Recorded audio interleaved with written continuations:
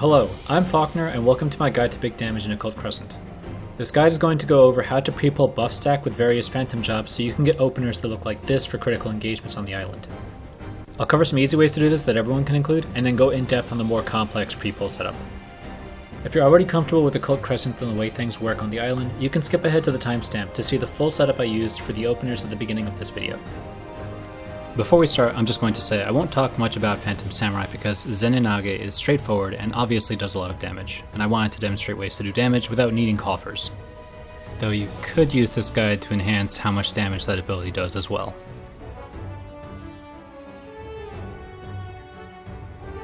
This guide will assume you have some pre-existing knowledge of how Occult Crescent works and just want a visual demonstration and explanation of how to stack buffs.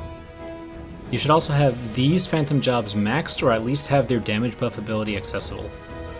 And while this guide will be demonstrated on a warrior, it will still have plenty of benefits for any job.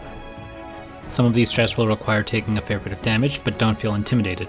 I tested it on squishier jobs as well. For those of you who've been playing a lot of Pilgrim's Traverse, this will be a great excuse to use those ultra potions for comfort. First we'll cover the easier stuff that should be an auto-include for everyone.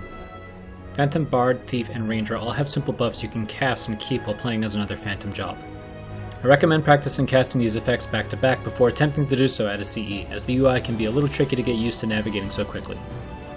My recommended order to cast them in is Offensive Aria, then Vigilance, then once Phantom Aim is ready, you'll cast that at the end. Vigilance only procs when combat starts, meaning you'll get a full 20 seconds of uptime no matter what. Phantom Aim is at the end for a couple of different reasons. It has some caveats and nuance to its use. Firstly, like Vigilance, it's a stat increase and not a flat damage buff, meaning it won't benefit your other phantom job actions. Take a look at how much damage Berserk's Rage is doing when the buff is up, and then when I remove it. You'll want to use your regular job actions as much as possible under both Vigilance and Phantom Aim. Second, if you were wondering why I didn't use Phantom Bard's Hero's Rhyme, or why I use Phantom Aim specifically at the end, that's because many phantom job actions share cooldowns with one another.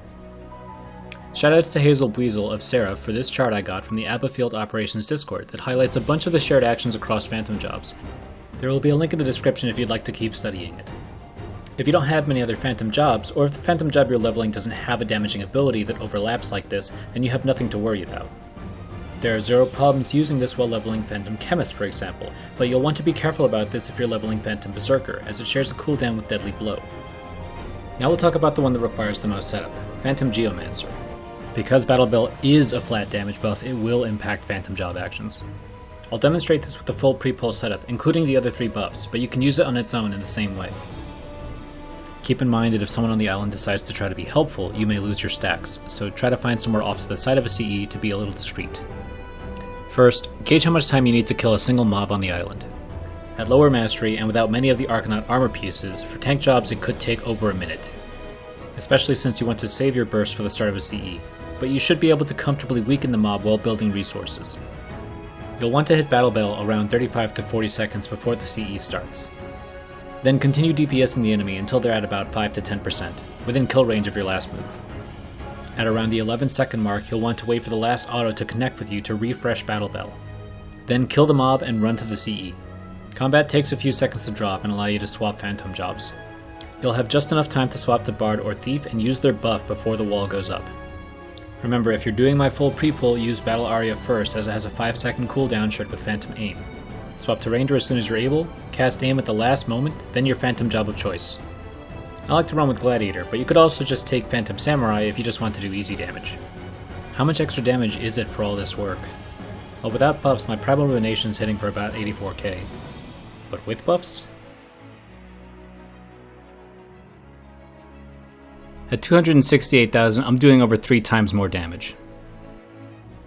Thank you for watching my guide. I hope it encourages you to give it a try yourself. The easy stuff is practically free so long as you have the abilities available, and the hard stuff is just oh so satisfying if you manage to pull it off. Now go have fun out there on Occult Crescent, and go do some big damage. I love doing damage.